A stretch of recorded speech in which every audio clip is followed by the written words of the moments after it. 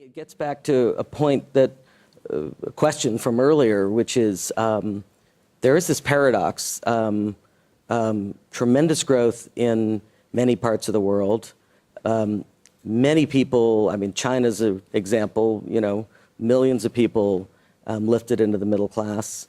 And yet inequality has been growing. You know, how do you reconcile growth and inequality at once? Okay.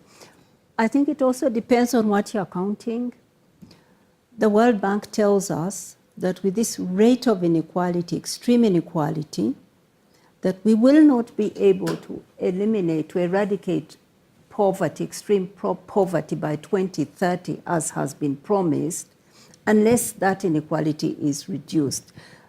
Alicia has told us that this correlation between inequality and, or rather equality and efficiency has now been disproved, that you actually achieve sustained growth when you reduce inequality and the other way around. So we need to now debunk the myths that you need first to achieve high growth before you can reduce inequality, that actually when you reduce inequality, you can achieve more sustained and faster growth. That's one. Two, we're not just talking about taxes, but taxes are important. Yes, we're talking about corporate taxes, income tax, inheritance tax, capital gains tax, all these wealth taxes being reduced and reduced and reduced to a point where they've been abolished in some countries. We need to get fair taxation. Bill Gates himself says the most important responsibility of a rich person is to pay their fair share of taxes. So that's, we can't avoid talking about that. But we also talk about tax evasion, the loopholes. We are in a digital economy, but the tax system is from the 1920s. It's full of loopholes that don't allow revenues to be collected. And what happens when you don't collect them? Then you don't put money into people's health and education, and you widen inequalities. The gentleman who talked about, who said we've just talked taxes and that jobs are there and there's low and unemployment rates are low. Let me tell you something. We're talking about jobs, but the quality of those jobs. I've just told you about Dolores in the United States who wears a diaper to work. That's not a dignified job. I can tell you about a company. I took a taxi in Nairobi recently, and I was charged, the minimum charge I think would be that. I was charged less than $2 for a taxi ride.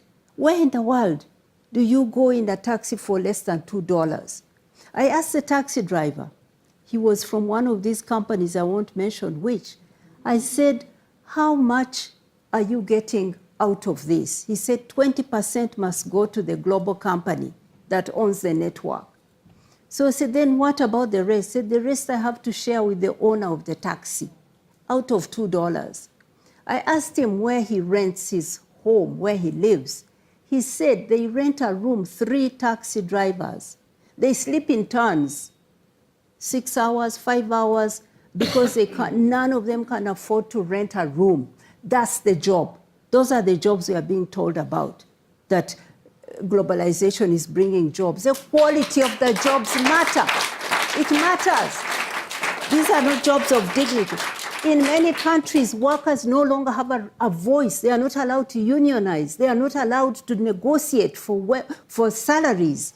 So we're talking about jobs, but jobs that bring dignity. We're talking about healthcare. The World Bank has told us that 3.4 billion people who earn $5.5 a day are on the verge, are just a medical bill away from sinking into poverty. They don't have health care. They are just a crop failure away from sinking back into poverty.